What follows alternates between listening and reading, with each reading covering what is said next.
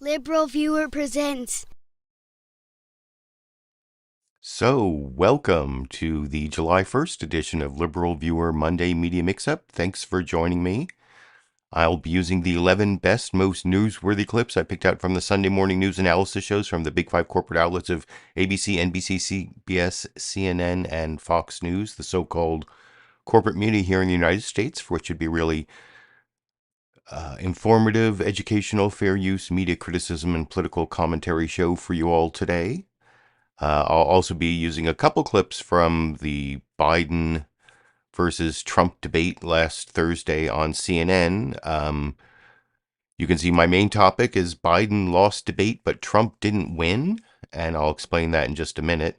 But I also saw some comments about the Supreme Court immunity ruling that came down this morning and whether I discussed that. I think I will discuss that after clip 12, the answer we get from J.D. Vance over on CBS News' Face the Nation. If you look down in the video description, right under Media Mentioned, I have, oh, did I say 11 clips? There are 13 clips this week. I'm sorry, because I added the two clips from the debate that are near the beginning.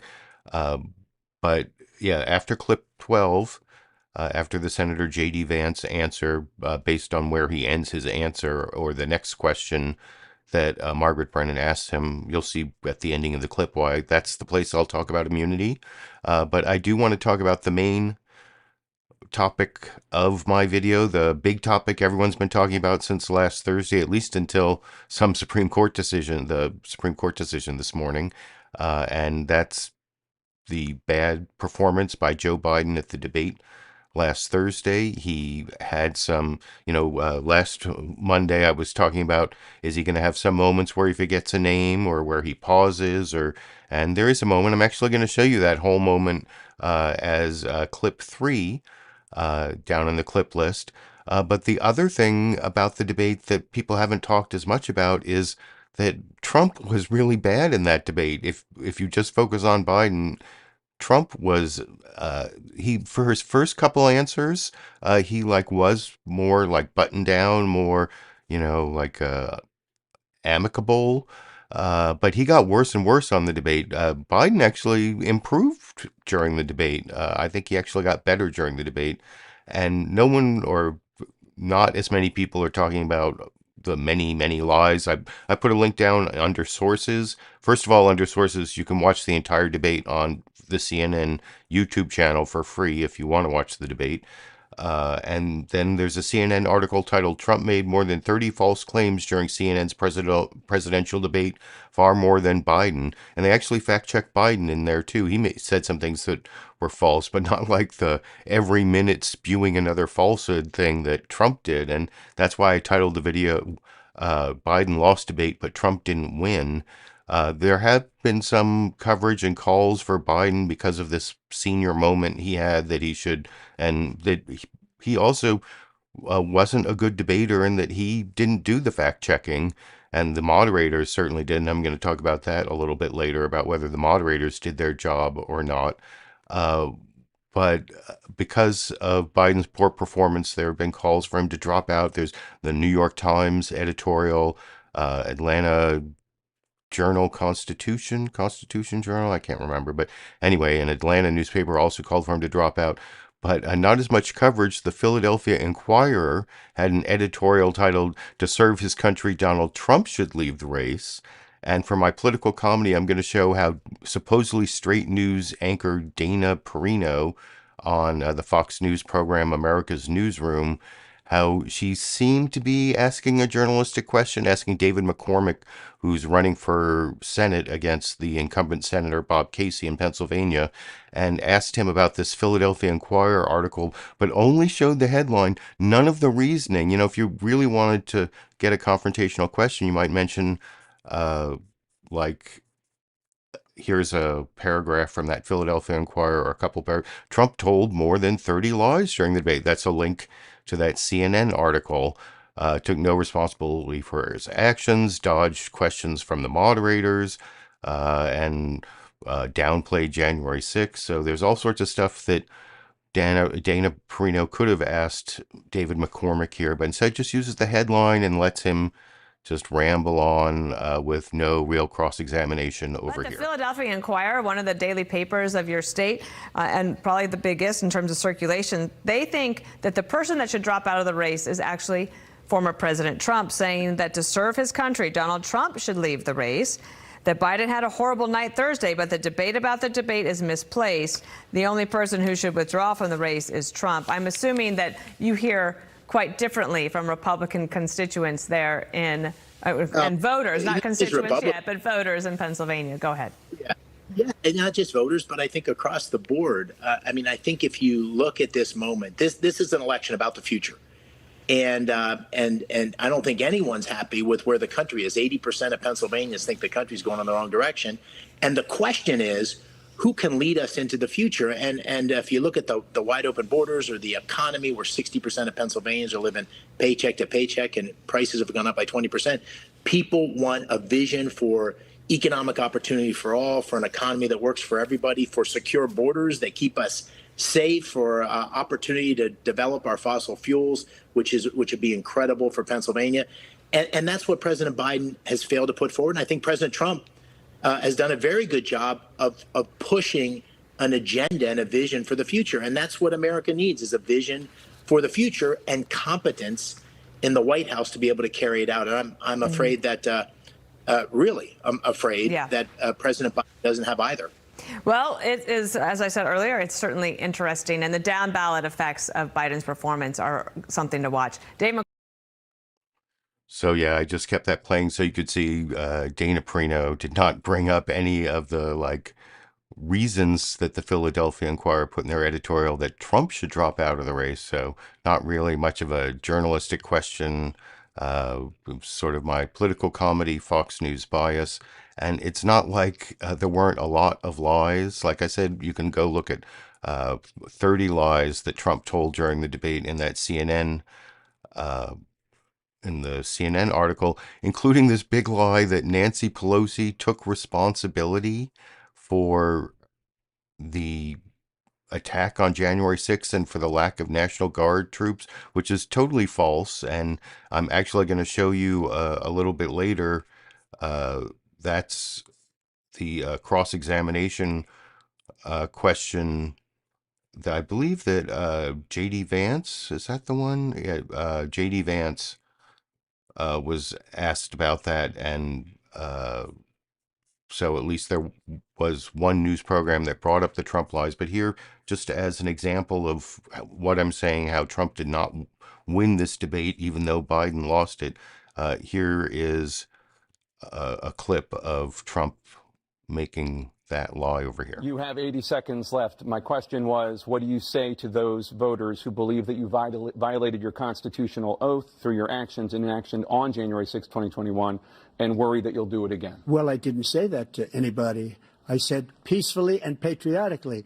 And Nancy Pelosi, if you just watched the news from 2 days ago, on tape to her daughter, who's a documentary filmmaker, they say, but she's saying, oh, no, it's my responsibility. I was responsible for this.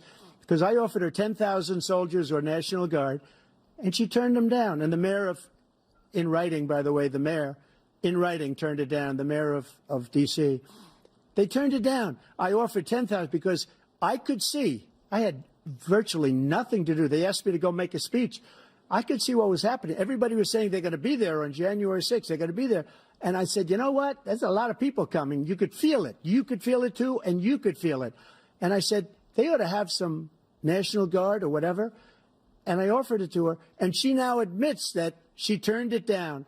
And it was the same day she was, I don't know, she can't be very happy with her daughter because it made her into a liar. She said, I take full responsibility for January 6th. President Biden? Look, he encouraged those folks to go up on Capitol Hill, number one.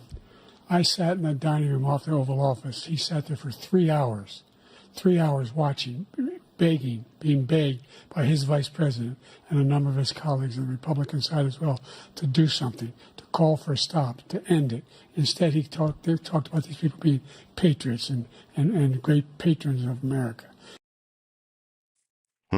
So, I mean, Biden had a cogent response there. He didn't have a good fact checking response. That there was nowhere in his response, or no one fact checked that whole. Like Nancy Pelosi has admitted she refused the 10,000 troops that was actually a lie that Trump told that his Defense Department official testified that order was never given or offered, and it's not Nancy Pelosi's decision. There's like this clip. If you, this is all explained, the whole Nancy Pelosi fact check down in the CNN article. Where they took this like 46-second clip where she felt responsible for not, being more prepared, not telling the Capitol Police to be more prepared, that, when she was like in the car with her daughter, but she didn't take full responsibility, and she didn't say that Donald Trump wasn't to blame. And anyway, it's all a big lie, and that's one of many lies Trump told, that uh, if you were just watching his part of the debate, you wouldn't really say he won. Now, Joe Biden had some bad moments, and the worst one was when he was talking about the deficit. Near the very end of this, he like is trying to think of the how Medicare has been able to negotiate prescription drug prices, which he had mentioned earlier, and he just like loses his train of thought. I'm going to play the whole clip and then Donald Trump's brief response. And the only thing I want to say about it is, if you watched me over 10 plus years of live streams, that has happened to me sometimes, where I'm like doing a couple different things, because I do the production here, and or I'm doing the transition to the next clip, and there was some point I was going to make, and I'm like halfway to making the point, and then I like forget what was I going to say, and I do like some filler words, kind of like you hear Joe Biden here, and then I don't know, his ending, "We beat Medicare."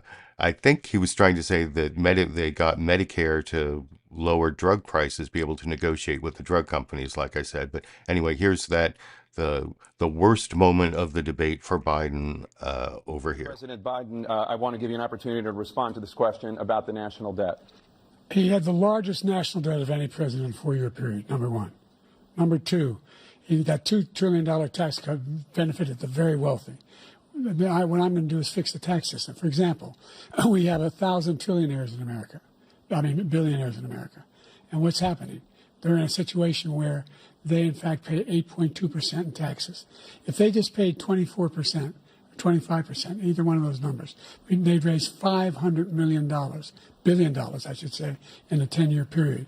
We'd be able to wipe out his debt. We'd be able to help make sure that all those things we need to do, child care, elder care, making sure that we continue to strengthen our healthcare system, making sure that we're able to make every single solitary person eligible for what I've been able to do with the COVID, with dealing with everything we have to do with, look, if we finally beat Medicare.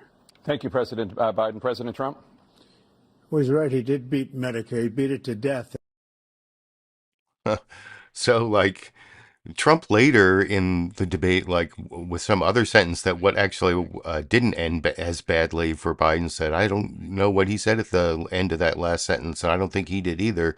But Trump didn't say it there. He like didn't even think it was like that bad a mistake. He like had his little quip, like he beat Medicare, which doesn't really make sense. Like I said, I believe what he was trying to say was he got Medicare to be able to negotiate drug prices with the big pharma companies, and that he wants everyone to be eligible for that eventually, and so that to bring down drug prices. That's my interpretation of the point that he forgot. Some people say he was over prepared, but even in that, like the worst moment of the debate, a lot of that clip wasn't so bad. He like fumbled on, trillionaires and billionaires and millions and billions, but like I said, at least he's trying to stick to the facts. And there's so many more clips like that Trump lie I showed you beforehand. Biden didn't do what he had to do in that debate in terms of showing up and being more vigorous and being more energetic. And he should have been more of a fact checker for Trump. And he I don't know, he had that sort of thin, raspy voice. I don't know, did they have him like mock debating for hours over the previous week? I don't know what was wrong. They said he had a cold or whatever, but his voice wasn't strong, which didn't help. And anyway, I think before I get to the news summaries, in terms of, the calls for Biden to drop out, and I mean, I thought it was a bad debate performance, but if what the Biden campaign wants to assert is that it was, one bad night, and you're going to see several Biden surrogates say that, it's not going to define his whole presidency in a 90-minute debate and all that. Well, what they have to do is send Biden out there to do the thing he didn't do in the debate. And, I was saying he should do what they call the full Ginsburg, go on all the Sunday shows and talk to all the hosts. I mean, he didn't do that yesterday, but he could do it sometime soon, or go on one of the Fox News programs and do an unscripted interview. He had this North Carolina rally on Friday, but that was all reading from a teleprompter. If you watched, the teleprompter gives him like the words here and the words here, and he was basically, the whole speech was reading from a teleprompter, which actually isn't completely easy to do, but it's not what Biden has to do to make up for the debate performance, at least in my mind. And in terms of him dropping out, I mean, I think what would really cause that to happen, since only Biden himself the delegates are his. So if he doesn't decide to drop out, he's already won the nomination. It's basically no one can force him to. And the only reason I would see that he would come to that conclusion, he and his people, is if he had a huge drop in the polls, which so far there hasn't been. It's too early to tell. But so those are my two opinions on what Biden should do now about the debate performance and the calls for him to drop out. And I don't even know how feasible that is. But anyway, having done that, I'm now going to get to the news summaries from longest to shortest that all covered this big story to some extent or another. The longest one was NBC News Meet the Press, Kristen Welker. And I will talk about that a little more after we watch that clip together over here. Good Sunday morning. It is yet another extraordinary moment in the 2024 election cycle, with Democrats in a state of crisis after President Joe Biden delivered a disastrous debate performance that fueled voters' top concerns about his age and ability to serve another 4 years in office. Not since the first Nixon-Kennedy debate in 1960 has a debate had as much potential to shake up a presidential race. This morning, there is widespread panic within the Democratic Party and questions about whether the president should drop out of the race. I think it was a disaster. I think it was like maybe the worst debate I've ever seen in my entire life. I do think people feel like that we are confronting a crisis. There were going to be discussions about whether he should continue. At first it was shocking, then it was scary, then it was sad, and by the end it was absurd. Is the riskiest path sticking with Joe Biden, or is the riskiest path saying we want someone else? And anybody who says that that is not a tough call right now is full of On Friday, in a stunning move, the New York Times editorial board called on President Biden to serve his country and drop out of the presidential race. NBC News has learned that President Biden is expected to address his campaign with his family at Camp David. That's according to 5 people familiar with the matter. Now, he and First Lady Jill Biden arrived there late last night to join their children and grandchildren in a trip planned before Thursday's debate. The campaign was always going to be a topic of conversation, but now undoubtedly Thursday's debate will be front and center. Senior advisor Anita Dunn addressed the matter on Saturday. You all did not have any kind of conversations about, should Joe Biden drop out of this race? The conversation that we had is, okay, what do we do next? Okay, that is, if there's one thing that we're about, it's, okay, as Barack Obama said, bad debates happen. We had a bad debate. What do we do next? And, the president, above all, is focused on what do we do next? What do I need to go do? President Biden, who agreed to the earliest general election debate in modern political history, had one goal: to persuade voters who are skeptical about his age and fitness for office that he is up to serve another 4 years. Mr. Biden has consistently told voters, watch me. If I were to run, I think they're going to judge me on my vitality. Can I still run up the steps of Air Force Two? Am I still in good shape? Do I have all my faculties? Am I energetic? I think it's totally legitimate for people to ask those questions. This is for the voters to decide. Take a look. Look at me, see if I have the energy, see if I know what I'm talking about, and make their judgment. I think it's a legitimate thing to be concerned about anyone's age, including mine. I think it's totally legitimate. But I think the best way to make the judgment is to watch me. Well, on Thursday night, voters watched the president deliver a halting performance, at times appearing confused and repeatedly losing his train of thought. Making sure that we're able to make every single solitary person eligible for what I've been able to do with the COVID. With dealing with everything we have to do with. Look, if we finally beat Medicare. For his part, Mr. Trump unleashed a torrent of false claims, saying that most Americans supported overturning Roe v. Wade when polls show the opposite, saying falsely again that there was widespread fraud in the 2020 election, and refusing to answer whether he would accept the election results in November. Will you accept the results of the election, regardless of who wins? Yes or no, please. If it's a fair and legal and good election, absolutely. I would have much rather accepted these, but the fraud and everything else was ridiculous. And if you want, we'll have a news conference on it in a week. Democratic leaders are publicly expressing support for President Biden. On Friday, former President Obama posted, quote, "Bad debate nights happen. Trust me, I know. But this election is still a choice between someone who has fought for ordinary folks his entire life and someone who only cares about himself." President Biden's aides and allies have circulated talking points to Democrats in an all-out effort to contain the damage. Trying to calm donors at a rally on Friday in North Carolina, a defiant President Biden insisting he's prepared to fight on. I know I'm not a young man.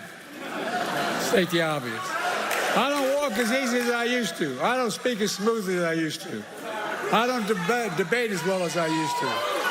But I know what I do know. I know how to tell the truth. The decision is effectively President Biden's alone.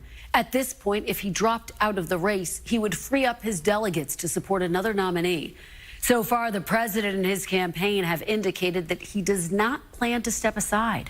On Capitol Hill, there are widespread fears about losing the White House, but top leaders are urging calm. You see a performance that gets the kind of reviews that that performance got, that would be cause for concern. That was strike one. If this were a ball game, he's got two more swings. Do you think President Biden's the best messenger for the top of the ticket? I'm a very big supporter of President Biden. He's been a great president. After the debate performance last night, should he step aside? Joining me now from Atlanta is Democratic Senator Raphael Warnock. And I don't have a clip of Raphael Warnock because from NBC News Meet the Press, I have Governor Doug Burgum, in which he gets corrected by Kristen Welker when he claims that Trump, because he left the office on January 20th, he left the White House on January 20th, there was a smooth transition from Trump to Biden, which January 6th, not quite a smooth transition. That's the kudos I have for Kristen Welker in that clip. That's the final Newsmaker clip 13, if you're looking down at the short clip summaries in the video description. I thought that was probably the best news summary, especially because it not only laid out the problems with Biden's performance, showed, that clip, shorter version of the loss of train of thought on, beating Medicare or whatever. They showed that clip. They talked about the fallout, the possibility of replacing Trump and the calls for it from New York Times editorial page, and how Biden didn't do what he was supposed to do. But they also talked about Trump's torrent of lies and not answering questions about accepting the election. And you saw just a good representation there of why Trump was also awful in the debate. And you can compare that to the news summary from Jon Karl on ABC's This Week with George Stephanopoulos, along with their reporter Selina Wang, basically a little more heavy on the fallout from Biden's bad debate performance over here. Good morning. Welcome to This Week.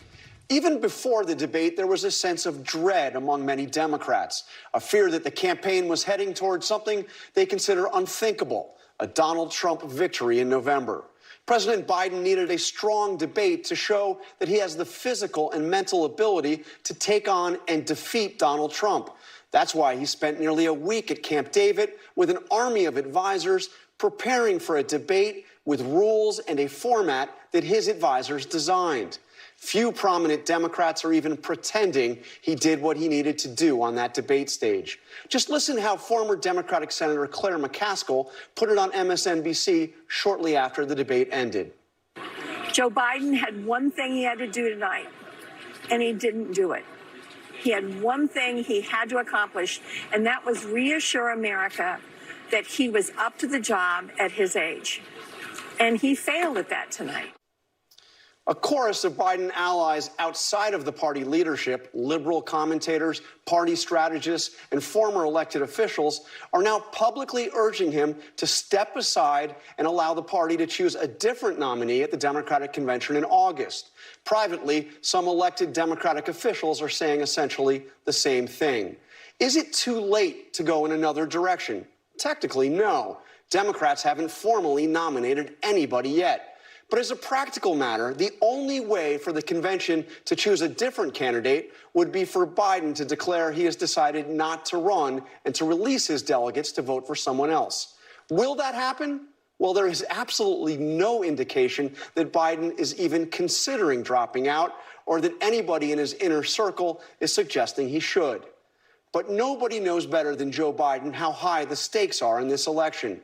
And he still has time, although not much, to revive his campaign and reassure voters that he still has what it takes. For more on the Biden dilemma, let's bring in ABC's senior White House correspondent, Selina Wang. Hey, good morning, John. President Biden's team is rushing to defend the president, as are some top party leaders. They're trying to reassure those anxious voters and donors that he can do the job. President Biden back on the campaign trail, trying to turn the page on Thursday's debate. I would not be running again if I didn't believe with all my heart and soul I can do this job. Because quite frankly, the stakes are too high. The president in North Carolina on Friday acknowledging his rough performance, but vowing to fight on. I don't speak as smoothly as I used to. I don't debate as well as I used to. But I know what I do know. I know how to tell the truth. And I know, like millions of Americans know, when you get knocked down, you get back up. His energy at that rally, a stark contrast to his struggles on the debate stage. With the COVID, with dealing with everything we have to do with, look, if we finally beat Medicare. Thank you, President Biden. Vice President Kamala Harris reacting to Biden's performance. Listen, we've got 130 days, I'm counting, until Election Day. 130 days. And this race will not be decided by one night in June. Some voters at that North Carolina rally telling me they're more anxious than ever about the election. Biden was not strong. I suspect that they overtrained him. The way that Donald Trump just, speaks nonsense constantly, and it really felt like we didn't have somebody there who could effectively push back against that. After the rally, voter Jenny Ackerman saying she's open to alternatives to the president. I would love to see Biden continue to crush it. If we can't do that, there are a lot of people who I think can. Publicly, top Democrats are standing by the president. I will never turn my back on President Biden. His strongest defender, First Lady Jill Biden. What you saw last night on the debate stage was Joe Biden, a president with integrity and character. Former President Barack Obama also vowing his support, saying this election is still a choice between someone who knows right from wrong and will give it to the American people straight, and someone who lies through his teeth for his own benefit. On Capitol Hill, some of Biden's top supporters admit he had a bad debate night. That was strike one. If this were a ball game, he's got 2 more swings. Do you think there's a better Democrat who can communicate the Democratic platform? No. The Biden campaign says the president dropping out of the race would only lead to weeks of chaos, infighting, and would pave the way for Donald Trump to win. Their spin is that, yes, the debate was very, very bad, but at least the polling so far shows it didn't really change the minds of voters very much. And I'm also told, John, that if public pressure builds for the president to step aside, well, he may only dig in his heels more to prove them wrong. John? All right. Thank you, Selina. Joining me now is Delaware Senator Chris Coons. And I will have a Chris Coons defense of Biden's debate performance coming up. That will be clip 10. But I thought that was also a pretty good news summary. It didn't really focus as much on the bad stuff that Trump did in the debate. You saw, I think, one of the people who watched the debate live there, who they talked to, said, he was spewing a bunch of nonsense, and I can't remember exactly what the person said, but there was at least one person who noticed it, but it wasn't really as prominently reported in the ABC This Week with George Stephanopoulos news summary as it had been from NBC News' Meet the Press. So that would be my criticism there. Also, Trump Law is not featured in the Fox News Sunday news summary from Shannon Bream and Lucas Tomlinson. Never even asked J.D. Vance at all about any of the false statements Trump, when J.D. Vance is on. You'll see I have a J.D. Vance clip from Margaret Brennan, not from Shannon Bream and her interview with J.D. Vance, because the whole Trump lies and Trump's bad performance did not make it onto Fox News very much at all. But they have really been talking about Biden's bad debate performance, as you can see in their shorter news summary. Shannon Bream and Lucas Tomlinson. Shannon Bream actually mentions the immunity case in the news summary over here. Hello from Fox News in Washington. President Biden and the First Lady are at Camp David today with their children and grandchildren after attending fundraisers in New York's wealthy enclave in the Hamptons. That follows calls from major newspapers from across the country for him to leave the race after his debate performance. In a front-page editorial, the Atlanta Journal's board writing that Biden should withdraw from the race for the good of the nation. It's all happening as former President Trump awaits the Supreme Court's ruling on presidential immunity tomorrow and his sentencing in New York the following week for his hush money felony convictions. In a moment, we'll get reaction to all of the latest headlines from Biden supporter Senator John Fetterman and Trump supporter Senator J.D. Vance. But first, we begin with Lucas Tomlinson at the White House. Hi, Lucas. Good evening, Shannon. That's right. President Biden is huddling with his family at Camp David to answer the question many are asking. Should he drop out of the race? Mr. President, do you alleviate donor concerns today? Biden ignored the question as he left the Hamptons. But with this banner seen flying overhead, former President Donald Trump appeared to have an answer. After the debate, Biden vowed to press on. And I know, like millions of Americans know, when you get knocked down, you get back up. With pressure mounting on Biden, his opponent appeared to be taking it easy. Trump played a round of golf at his club outside the nation's capital after posting, quote, his speech on Friday was better, and he seems to be coming out of his trance. But America must ask itself, with all the many dangers around, do we really want a president who chokes? I don't think so. At a rally in battleground Virginia Friday, Trump offered his assessment of the debate. He studied so hard that he didn't know what the hell he was doing. Joe Biden has always had our back, and we're going to have his. So we're still riding with Biden. Not all Democrats agree. Biden should be an elder statesman. He promised us all and that he would be a transitional president. He broke his word. Would you close this door, please? Biden was forced to drop out of his first presidential run nearly 40 years ago after he was accused of plagiarism. And although it's awfully clear to me what choice I have to make, I have to tell you honestly, I do it with incredible reluctance, and it makes me angry. The Biden campaign says it's raised over $33 million since the debate. So far, there's been no calls from Democratic lawmakers for the president to drop out of the race. Shannon? All right, Lucas Tomlinson at the White House. Lucas, thank you very much. Joining us now, Pennsylvania Senator John. And I will have a clip of John Fetterman talking to Shannon Bream. It was kind of a funny concept for an interview. Like, he is like brought on as an expert of having a bad debate because of a cognitive deficit or whatever.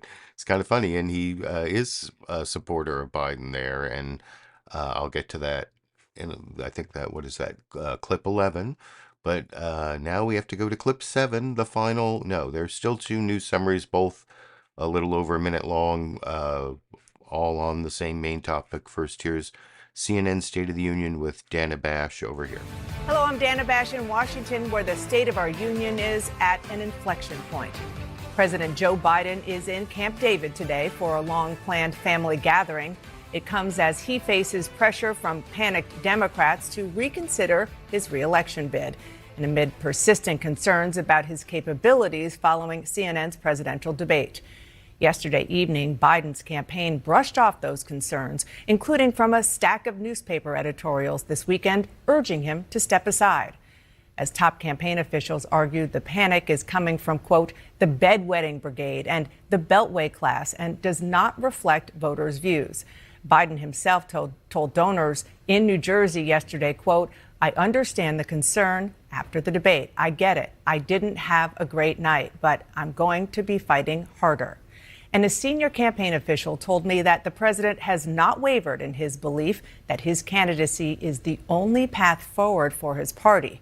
His campaign warned in a fundraising email that replacing Biden with another Democrat would cause chaos and be, quote, a highway to losing.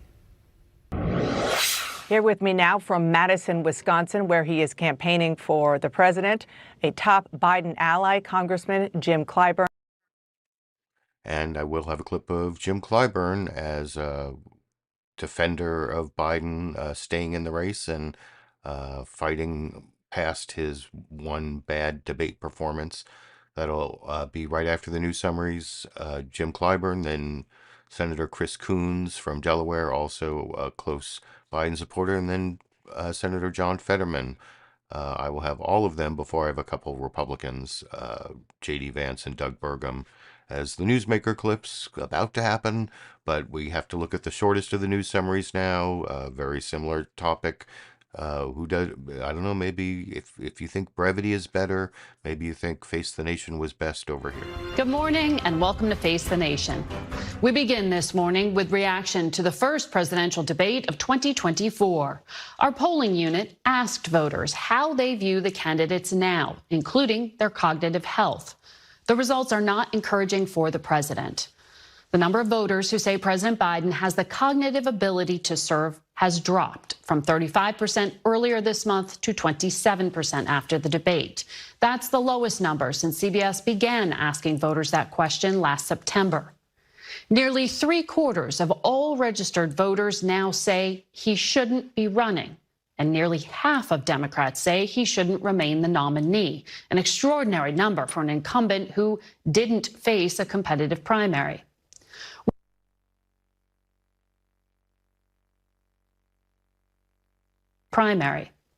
We should also note that half of all voters also say former President Trump does not have the cognitive health to serve.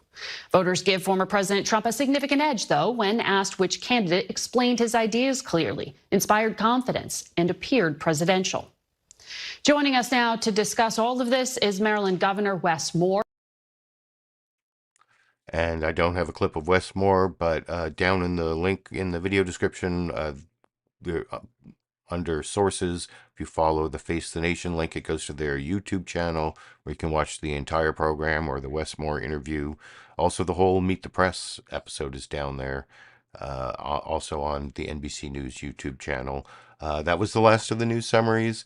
I definitely prefer the NBC News Meet the Press one because it covered the bad things Trump did in the debate in addition to the fallout from Biden's poor performance, which was extensively covered by all the news summaries, but not to say that they shouldn't. They definitely should. And but I also think what Trump did should have been covered, especially that polling result. How about, like, they said, which candidate the debate did better on this, did better, which one, like, lied his ass off? That's what they should ask and answer. Trump. I mean, Biden said a couple of things that weren't true, which may have been mistakes. And you even saw in the Fox News summary, there was that tweet from Trump saying that, oh, Biden is like out of his trance and he's coming back stronger. But do you really want someone who chokes? And then the clip of Trump at a rally saying that Biden was overprepared. And in some ways, it does look like he was overprepared, both in terms of his voice, where maybe he did too much debate prep, and he just had like too many facts he was trying to get right and fit into the 2 minutes. It's really hard to speak for 2 minutes and do it succinctly. It's actually a challenge I've had. I speak at a lot of local government meetings where public comments are limited to 2 minutes. And for many years, I've actually written down exactly what I'm going to say so you can get it all in cogently without a lot of uhs and ums. And if you really want to fit something in with a cogent argument in 2 minutes, you really have to write it word for word, at least for me. And so it's not an easy thing to do. And Biden obviously isn't as good as he was in the 2020 debate. He did a lot better at fact-checking Trump in 2020. He didn't do much at all in the debate last Thursday. I'm going to, like I said, I already explained the next 5 clips, 3 Democrats, 2 Republicans. First, let's look at Representative James Clyburn asked about Biden's poor debate performance, brings up one thing that no one seems to be talking about, which is the moderators in the debate, Dana Bash and Jake Tapper. I don't know did they agree on a rule that there'd be no fact-checking? Because maybe I missed that somehow if that happened, but it may have just been a philosophical choice. I mean, it seemed to me that in the debate, their philosophical choice was as moderators to try to be as invisible as possible, to let the candidates respond to each other without much other than the one thing they did is they point out repeatedly when especially Trump didn't answer the question. They'd remind Trump that he was totally off topic and rambling. And the question we asked was, what do you say about the opiate crisis? And he goes into the whole thing about the border and anyway. But like I said, you can watch the whole debate yourself down in the video description. And I was surprised that there wasn't more moderation of the debate by Dana Bash and Jake Tapper. Maybe it was agreed. I don't know. But anyway, here James Clyburn is the only one who brought it up on the Sunday shows. And I'll talk about that a little more and some good fact-checking. I think that Dana Bash does over in this clip. What about his performance on Thursday, though, sir? Do you understand why some Democrats, some independents who were not that interested in voting for Donald Trump and were considering voting for Joe Biden look at that and say, I just don't see it. I don't want to vote for him. What do you say to them? I would say to them, take into account the record. Yes, it was a bad performance. I've been around these things. I've been a part of debate preparation before, and I know when I see what I call preparation overload. And that's exactly what was going on the other night. I saw Joe Biden grabbing for words and phrases and even numbers that he was loaded up with. The next day, he gets to North Carolina, he's freewheeling, and he captivated the audience. And that's what we should do. Debate preparation can be tough. but you got to really do a good job of preparing the candidate, not just with information, but with style, with deflection, and the kinds of things that we did not see in Joe Biden the other night and saw it 4 years ago. I believe on Friday in North Carolina, he had a teleprompter. But I want to ask about something that you mentioned late last week, which is that you intended to have a conversation with the president. Did you talk to him? And if so, was there any discussion at all about him stepping aside? I have not talked to the president since Friday. And if he asks my opinion, I will give it, as I always do. And that is very clearly, he should stay in this race. He should demonstrate it going forward, his capacity to lead the country. And I think the American people are demonstrating that. I just left the state of Florida. I was in a convention. We had 8,400 African-American men registered for that conference. I did not find one single one of them who told me that they are not fully confident in Joe Biden. And that's just a fact. I've been hearing from people, even the people on the floor. Yes, there were some trepidations the next morning, but only one of the people I talked to expressed an opinion that Joe Biden should drop out. Everybody else says we need to make some calibrations here going forward, and that's what we need to do. If we're going to have another debate, the preparation for that debate needs to be different. There's no question in my mind. We cannot overload the candidate with all. Well, I don't know. I think that Joe Biden will do well with the debate. I think it all depends upon what the rules are. I don't like a debate where nobody will do any fact-checking. You just say what you want to say. You know it's a lie. The guy told 30-some-odd lies, and nobody checked him on it and said that was up to Joe Biden to do. I'm not too sure. If I ask you a question and you lie to me with the answer, I ought to follow up and give you what the facts are and see what your reaction to that will be. So that, to me, was not the way to plan the debate, and whoever did that or agreed to that really should think about what they're doing. Yeah, okay. Well, it was a debate agreed to by President Biden first, who proposed this debate. Should the president release his full medical records? And yeah, so Dana Bash moves on there, and you saw James Clyburn raise the point that I made, and Dana Bash basically said President Biden agreed to the debate, but didn't really clarify who made the rule that moderators don't fact check or follow up when they're lied to.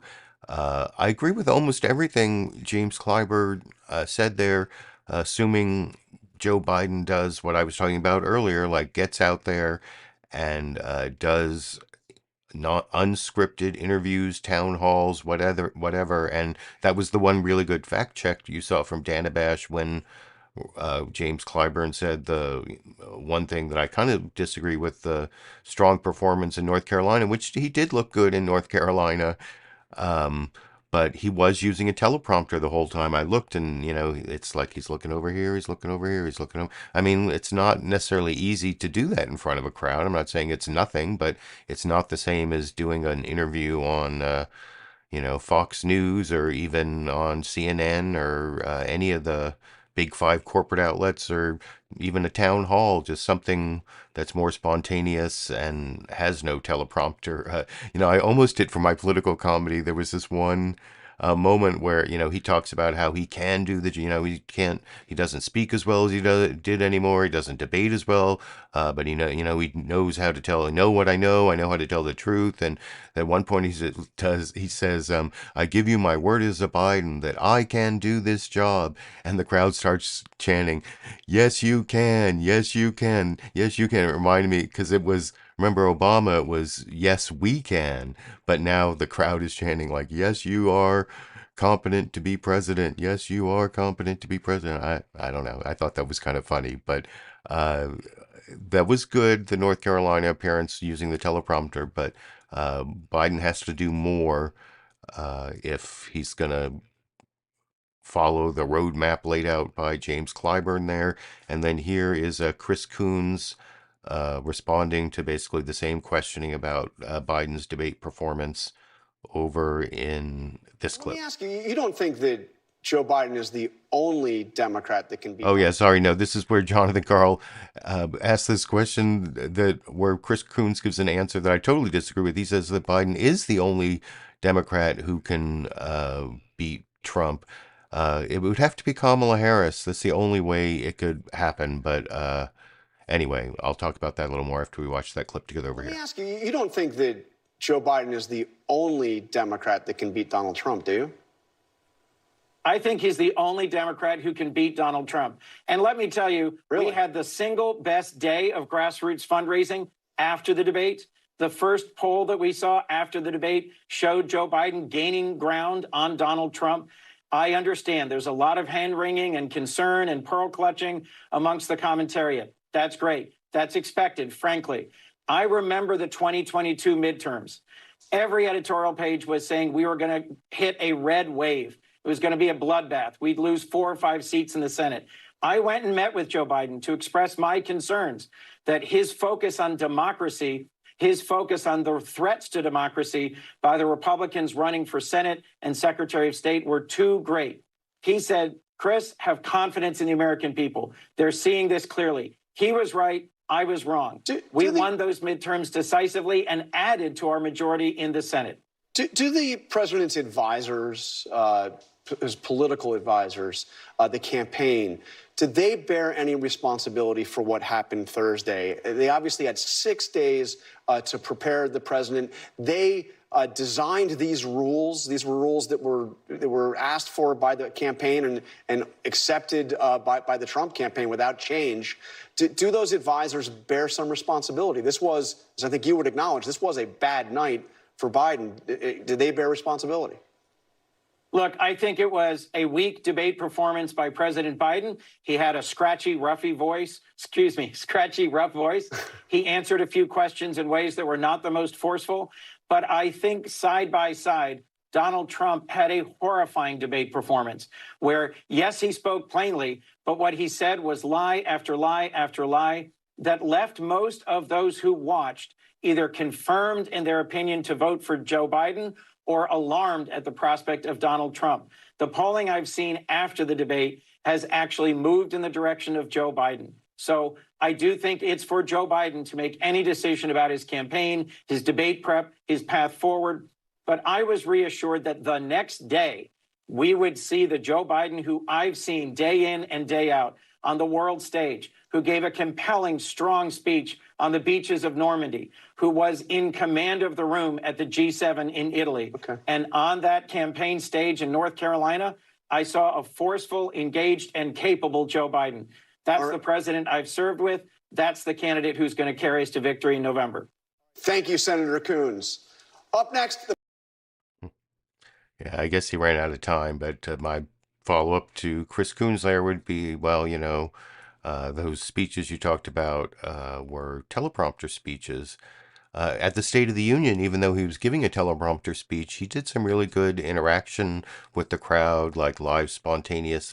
I actually think State of the Union Joe Biden is, if he'd come to the Thursday's debate as State of the Union Joe Biden, he was cogent and he was responding to current stimuli or whatever.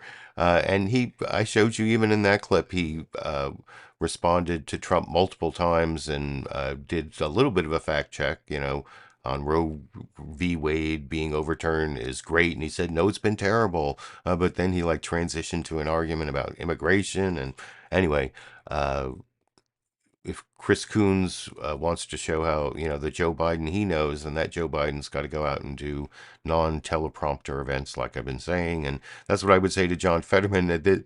I really like this next clip just because John Fetterman is out there as an expert on bad debates based on cognitive deficits.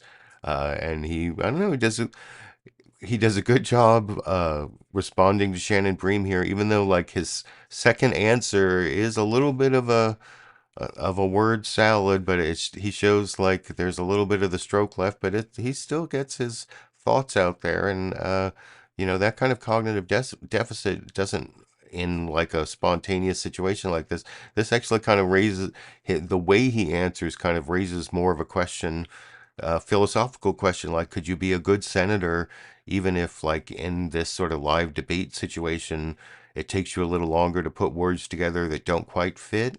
But he still has the cognition. It's the verbal processing that's just a little bit off, left from the stroke, that you can see over in this You clip. know what it's like to have a tough debate. You posted about this and said for people who were freaking out, you said, chill the blank out.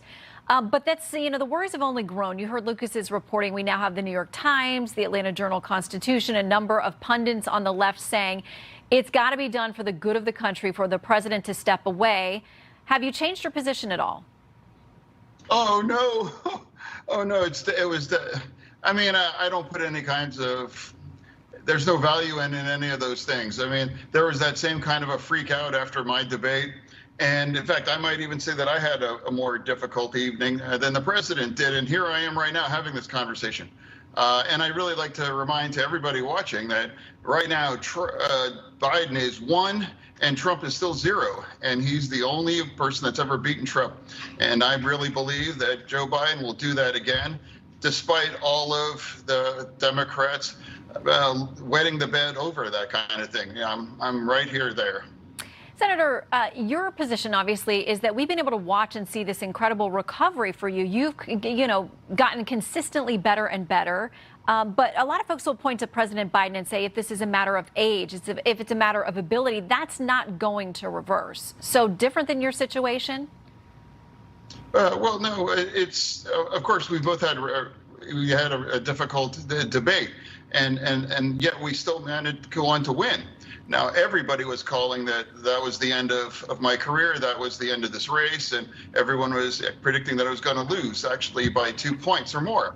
And I smoked Oz by 5 points right now. And that's what I'm saying. It's like one debate is not a career any more than Donald Trump. 38 convictions for felonies aren't really going to define, his reputation and his presidency. And that's why they're both here again. And it's that same year conversation that I said this in 2016, that it's going to be very close. I've said this in 2020, and I'm saying it consistently through this race now. It's going to be very close. And just for clarity, 34, and he is awaiting sentencing. We'll be covering that on July 11th ahead of the convention. You talk about the president being able to win, but is that the only measure here? Do you have any worries that he can actually govern if he does win for 4 more years? I don't, because I've watched him for the last 4 years, and he's done incredibly good things. I mean, he got us through that pandemic that over 1 million Americans cost their lives through that. And look at our economy. Ours is the world's envy, economic kinds of power. And look at the stock market. Look at all these other kinds of metrics. People were calling that it was going to be a recession, and here we are now booming on all of those kinds of things. So the president has done a really good job, and he deserves a second term. But I really do want to be clear. It's going to be very close. I've said this before, and that's not going to change. Well, and in our latest polling that we did in Pennsylvania specifically, because it is such a bellwether. Yeah, and then they go on to polling. But I love how Shannon Bream gives the fact check. Oh, he's not convicted of 38 felonies. It's only 34. And he's going to be sentenced July 11th. Watch that on Fox News. But what was that thing? Look, there were a couple mistakes there, especially in that last answer, John Fetterman, something about ours is the envy of the world of economic power or something, but you got the gist of what he meant. Even like I'm saying, it's almost like his answer is more of a defense of Biden than the way he answered than what he actually said. But anyway, I kind of criticized that clip, and now I'm going to get you 2 Republicans. First, I want to show how CBS News Face the Nation brought up the Trump lies about Nancy Pelosi. I was talking about at the beginning of the program.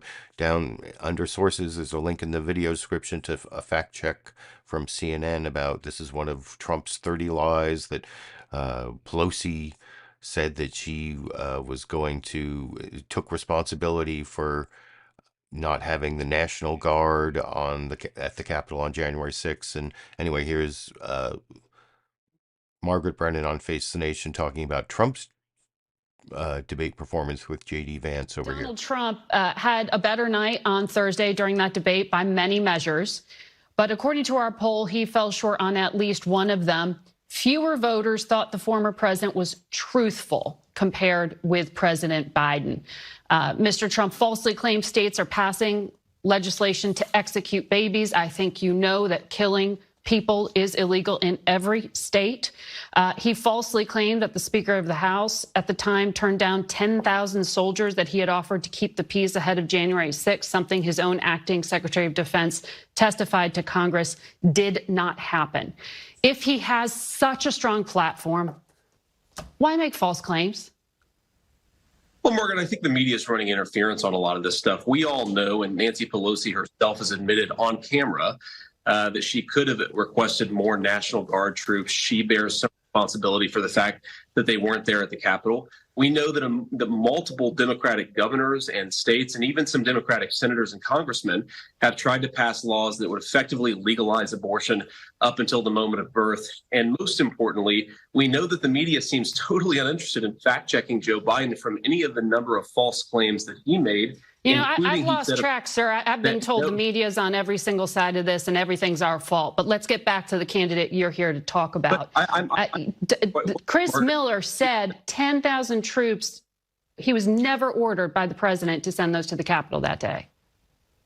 Nancy Pelosi has said on camera, Margaret, that she bears some responsibility for the fact that the National Guard didn't play a bigger role. And of course, we know the Speaker of the House has an extraordinary amount of influence over the Capitol Police. It's not in dispute, Margaret. And more importantly, Joe Biden said that no troops died on his watch, even though 13 American service members died thanks to his botched withdrawal from Afghanistan. Joe Biden made multiple statements of falsehood during the debate, and a lot of folks in the media, yes, seem totally uninterested in fact-checking him. And the reason, Margaret, is because Donald Trump just performed so much better. There was this 24-hour period where effectively everyone honest that there was an incredible contrast between Donald Trump's energy and command of the facts and Joe Biden's obvious inability to do the job as president. And now, of course, we've trained this new media cycle where folks are trying to run cover. Look, the American people saw what they saw. Trump can do the job. Biden can't. Yep. You might not have heard it, but I did raise a lot of those issues to Wes Moore, the Biden surrogate who was on before you. As to where you stand on some of these issues, tomorrow at the Supreme Court, it may be a significant day as we expected to get that decision on presidential immunity from criminal prosecution. And that's directly relevant to the federal charges against Donald Trump, as you know. You're a lawyer. I wonder, if you become the vice president and you are in a Trump-Vance administration, do you believe a president could pardon himself for federal crimes? And I'm not going to show you the answer to that. Based on this immunity decision this morning, I think the Supreme Court might uphold the ability to self-pardon. I mean, it's ridiculous. It goes against the whole idea, the whole structure of the Constitution, that the president's not above the law. But so does this immunity decision this morning. I haven't read the whole thing. I read a large part of it. It went much further than necessary to... It says, like, core constitutional powers, absolute immunity. That includes powers as commander-in-chief, appointing ambassadors, even if, like, it includes bribery or whatever. Those core constitutional powers, absolute immunity. Anything that might possibly be within the duties of the president, those are official acts, and they may have absolute immunity. Court didn't say. They're reserving till further fact-finding whether everything a president does has absolute immunity from criminal prosecution. They're going to save that till fact-finding, and then things that aren't official acts of the presidency, no immunity there. So at least, you know, if he, like, shoots someone himself, he can be charged with murder. But if he orders the military to do it, oh, he's commander-in-chief now. Core political power, absolute immunity. It's a terrible decision, and it says you can't look into motive. That's, like I was saying, appointing an ambassador for like $100,000 bribe or whatever. You can't look at the motive, and you can't use evidence of official acts to prosecute the non-official acts. Nothing that was an official, like Trump talking to his chief of, or the fact that all of Trump's cabinet, everyone who works for him in the government, told him he lost the election. Well, that's official communications between Trump and his advisors. Official acts can't be used as evidence against him in the January 6th trial. Like, that is also one of the really weird rulings that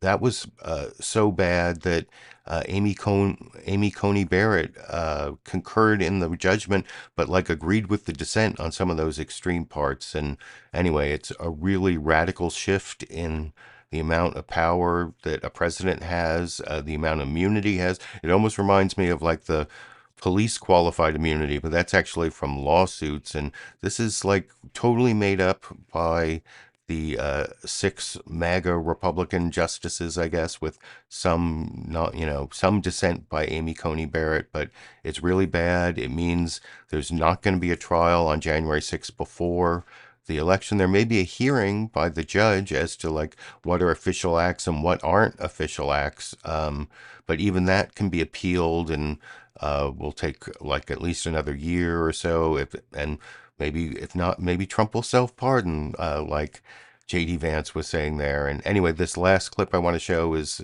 the last newsmaker clip is Kristen Welker on NBC News Meet the Press, talking with Doug Burgum about whether there was a smooth transition of power. Oh, this is something else bad Trump did in the debate where he like refused to say he'd accept the results of the election over here. Talk about Donald Trump's debate performance. 3 times he refused to say that he would accept the results of this election. He still has not conceded the 2020 election. You have said that Joe Biden is the legitimately elected president. So let me ask you, should Donald Trump, as the presidential nominee, unequivocally accept the election results?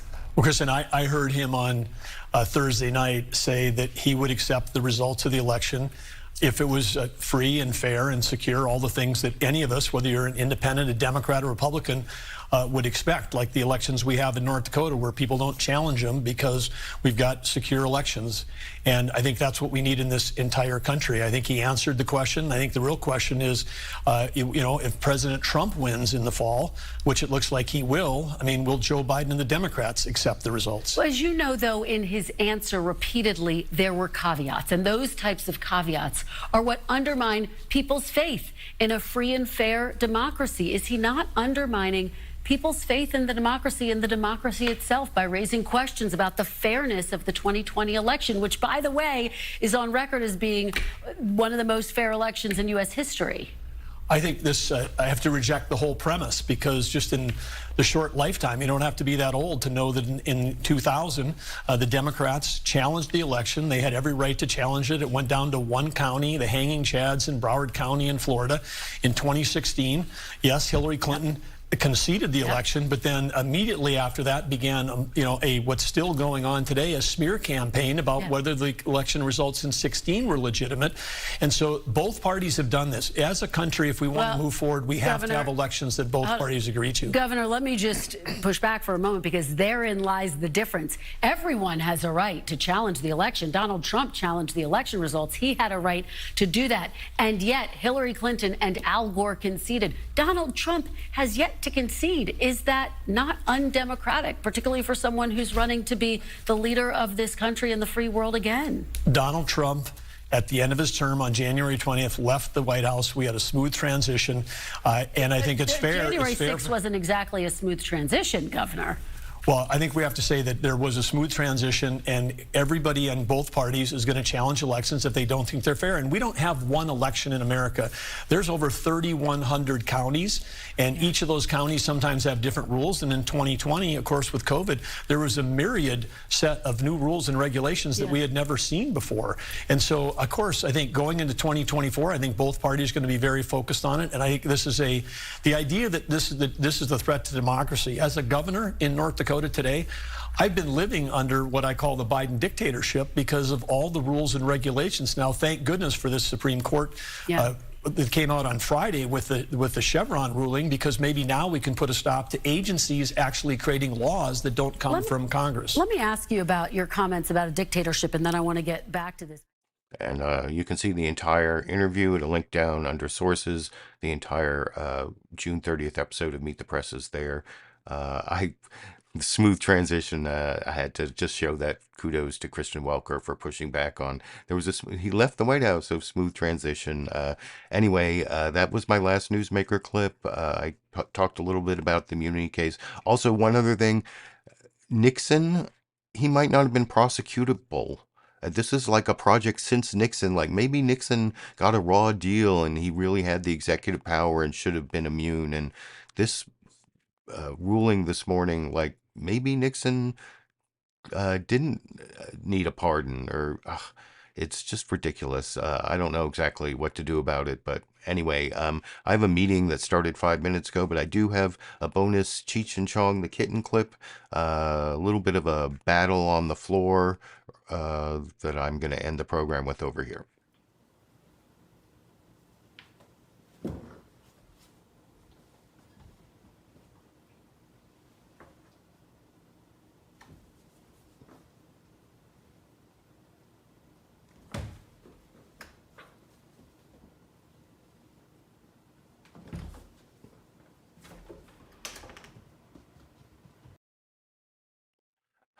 There you go, Cheech and Chong clip. I don't know, maybe I'll have the ability to do a special live stream or video about some of the bad Supreme Court cases, that Chevron decision that takes away administrative expertise in interpreting statutes, and several other ones. But like I said, I'm late for a meeting, 6 minutes late for a meeting, so I just say I'll be back next Monday, every Monday through January 20, when there's a smooth transition of power, January 20th, 2025. I'll be doing this Monday live stream.